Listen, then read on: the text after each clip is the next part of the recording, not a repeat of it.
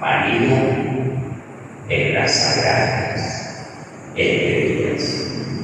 Entonces, como ustedes saben ya que en las Sagradas Escrituras tenemos un testamento antiguo y el Nuevo Testamento, entonces tenemos unas promesas de Dios en el Antiguo Testamento y en el Nuevo Testamento vamos a tener los testimonios y los tesoros del cumplimiento de esas promesas.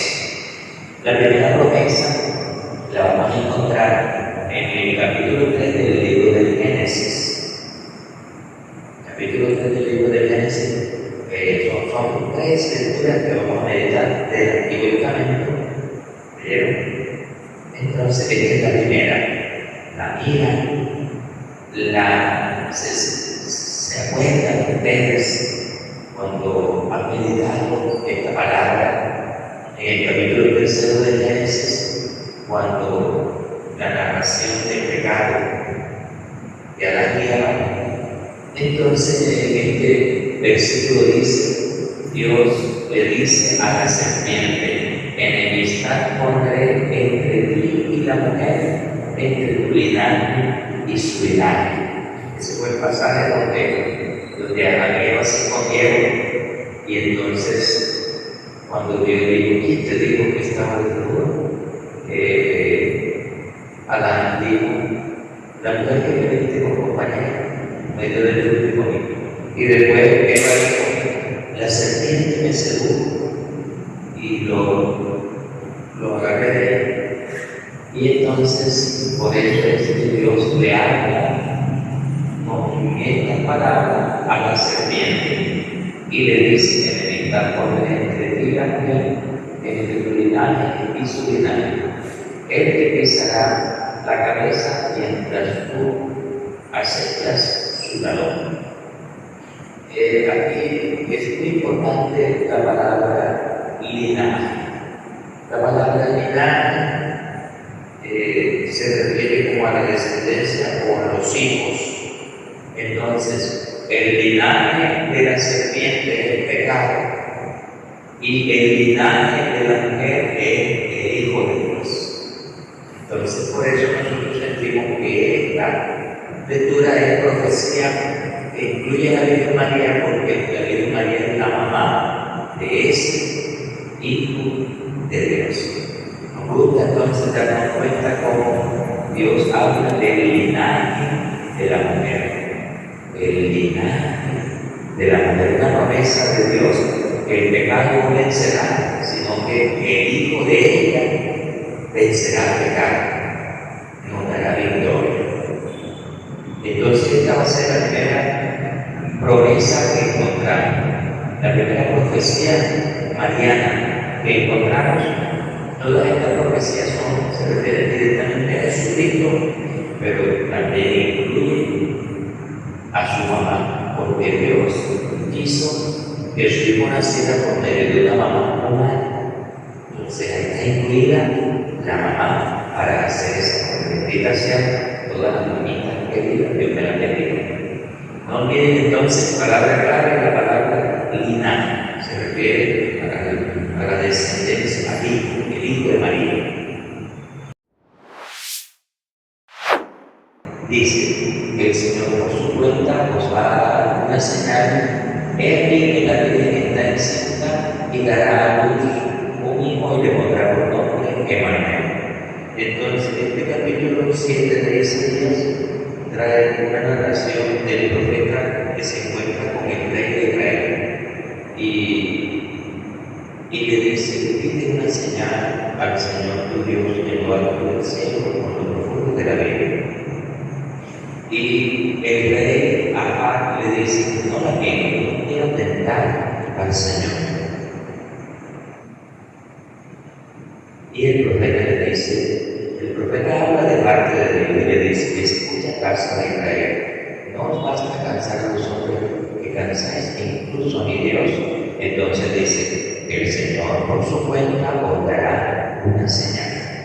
Ese comienzo de la profecía se refiere mucho allí, inicialmente se refiere a la situación que hay entre el rey y el pueblo con Dios. Entonces, algunas cosas del rey y de sus servidores no le agradaban a Dios, como que ellos estaban viviendo como sin Dios, como si Dios no estuviera allí. Vivían ellos por su cuenta, a su manera, y el pueblo estaba siguiendo al rey, y el pueblo entonces no estaba encontrando a Dios, no estaba buscando a Dios. Por eso que el profeta, cuando lo encuentra, le dice: pide una señal al Señor tu Dios. Es decir, el profeta le dice al rey que le pida Dios una señal para que el rey y el pueblo se acuerden que Dios es el Dios de ellos, que Dios es el guía, que Dios es el que coloca al rey. Y entonces en la práctica ellos estaban viviendo sin Dios, aunque el rey contestara muy respetuosamente diciendo: no quiero tentar al Señor. Pero el profeta lo reprende por eso, porque aunque tenga palabras cuidadosas y no quiere poner a prueba a Dios, lo está poniendo a prueba o lo está fastidiando con su forma de dirigir el reino, el pueblo del rey. Y por eso entonces el profeta de parte de Dios dice: no os basta cansar a los hombres, que cansáis incluso a mi Dios.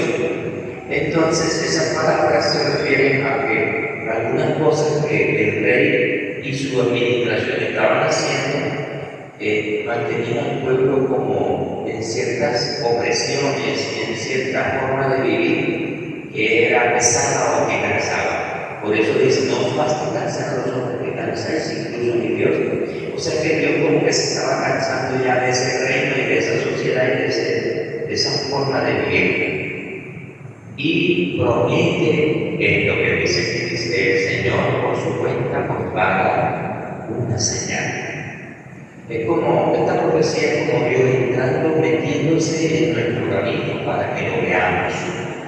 Y entonces la profecía es muy inesperada, porque teniendo en cuenta que era un rey, un pueblo, y una cultura, y una forma de vivir lejos de Dios, nos llama mucho la atención que la profecía anuncia a una virgen encinta que dará a su hijo y le pondrá por nombre Emmanuel.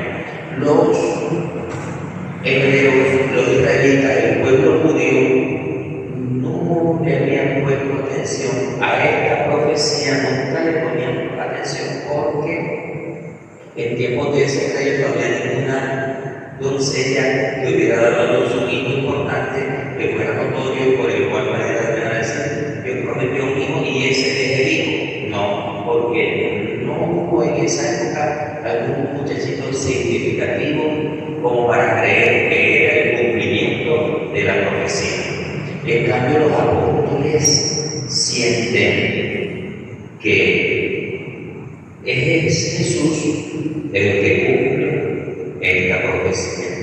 Los apóstoles sienten que Jesús es ese hijo que Dios mandó para que cuando viviéramos esta vida no la viviéramos sin Dios, sino que pudiéramos encontrar los signos, la señal que Dios dio. El Señor dio por su cuenta os va a dar una señal.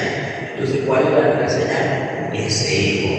Y ese hijo nace de una doncella.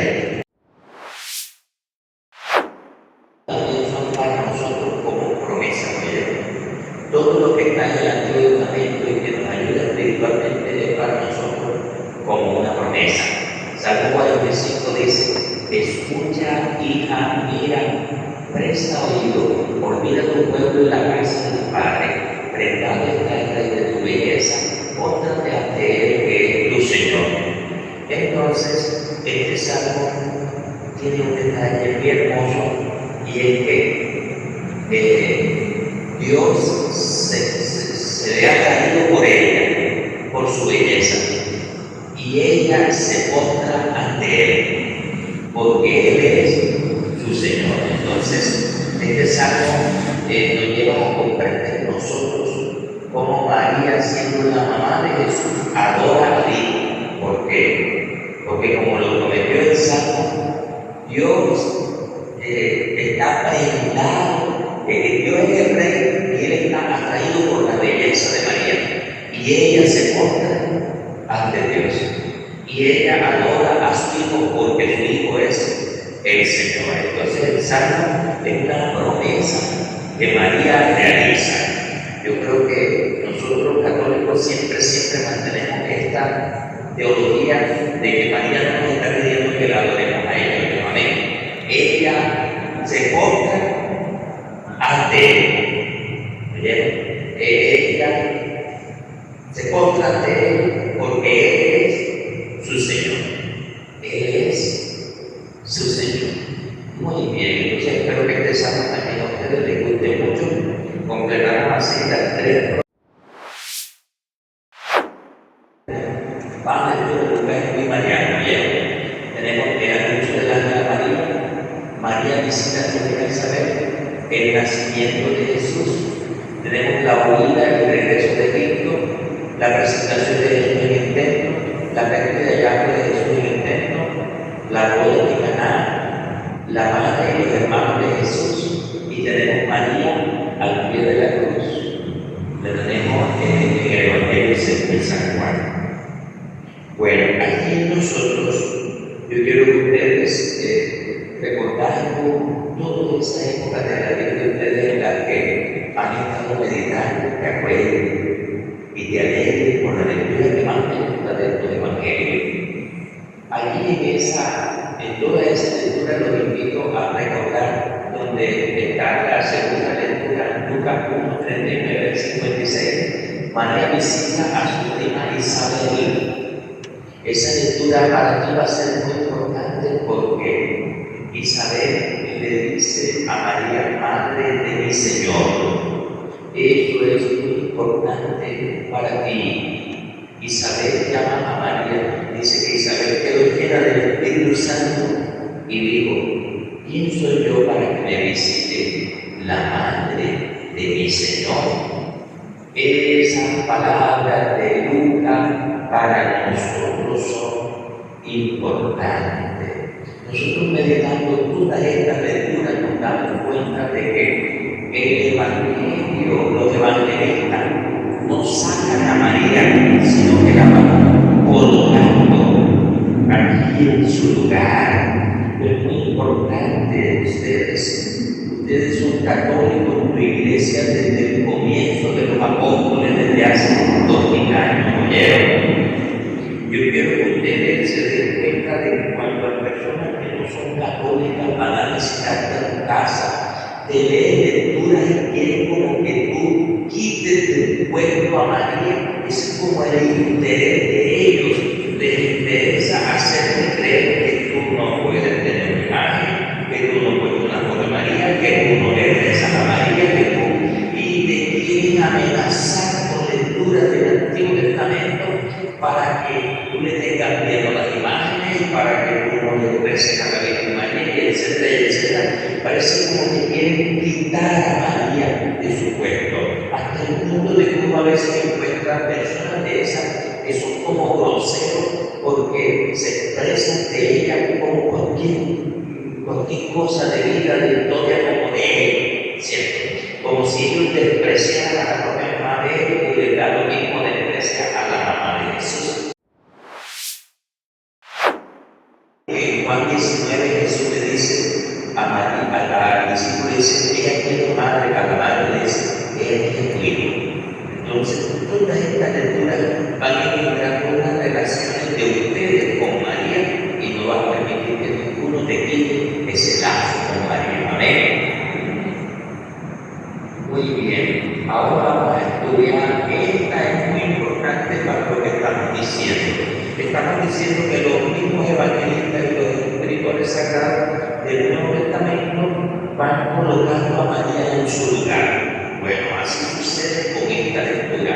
Ellos, los apóstoles, desde el primer capítulo dicen, todos ellos perseveraban en la oración con un mismo espíritu, en compañía de algunas mujeres, de María la madre de Jesús y de sus hermanas. Devuélvete un momentito al anterior, ¿sí? O sea que si acá dice que la madre y los hermanos de Jesús en Lucas 8:19, Si allá en Lucas 1:19 dice que tu madre y tus hermanos te buscan, están fuera y te buscan. Y Jesús dijo, ¿quiénes son mi madre y mi hermano? Bueno, ahora en Hechos de los Apóstoles, fíjate que dice, la madre de Jesús y sus hermanos. Entonces, ¿qué quiere decir eso? Que de pronto había unos familiares de Jesús que por envidia no creían en Jesús, no creían en Jesús y lo envidiaban.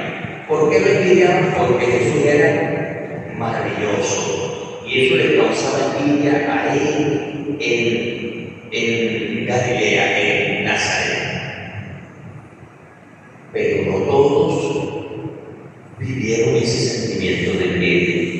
Algunos familiares de Jesús se acercaron el camino. Por eso encontramos nombres muy comunes, muy repetidos, como el nombre de Judas o de Simón. Esos nombres son los nombres que están en las listas de los hermanos de Jesús en el Evangelio. Y nos damos cuenta de que entonces, sí, cuando María va con los hermanos a buscar a Jesús, ¿por qué van? Porque Jesús se había ido de Cafarnaúm, de la tierra, de Nazaret, para ir a vivir a Cafarnaúm. Entonces María estaba en Nazaret y su hijo estaba viviendo en Cafarnaúm. Y María va con los parientes de Jesús a Cafarnaúm a ver qué era lo que Jesús estaba haciendo. Había un inquietud tan grande que no podían entrar. Entonces, en aquella época, muchos dicen, hay varias veces los evangelios de Marcos y Lucas dicen que muchos familiares decían que Jesús no estaba en sus cabales, que Jesús estaba con la idea loca. ¿Y por qué decían eso? Por envidia. Pero María, que va a buscar a su hijo, lo va a buscar, y cuando ya Cristo resucitado se funda la iglesia, ahí está la mamá de Jesús y algunos de los familiares de Jesús. Bien.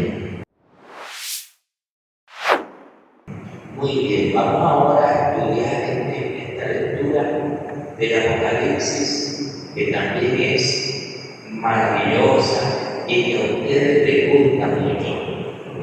Ya ustedes saben que el Apocalipsis es un escrito del apóstol que estaba prisionero en una isla y allá Dios le dio una visión para contemplar muchas cosas de la historia de la iglesia de él, de la iglesia del apóstol, en esa época y en el tiempo que venía futuro.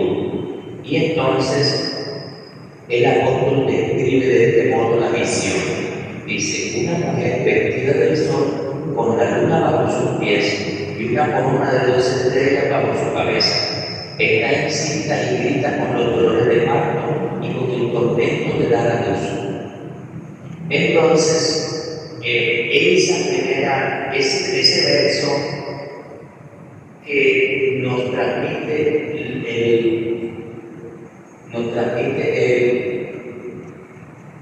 dice, los dolores del parto y el tormento de dar a luz, nos transmite como las ansias de la iglesia.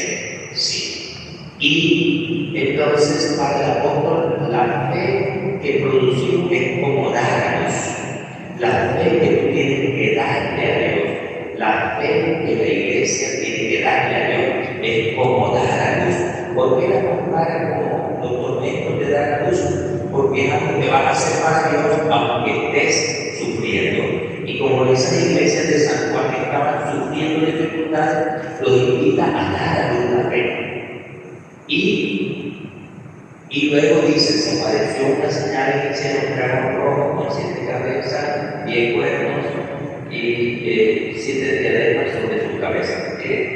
Se refiere a la amenaza del enemigo. Fíjense que esta promesa se refiere en primer lugar a las iglesias de San Juan que están siendo amenazadas por los imperios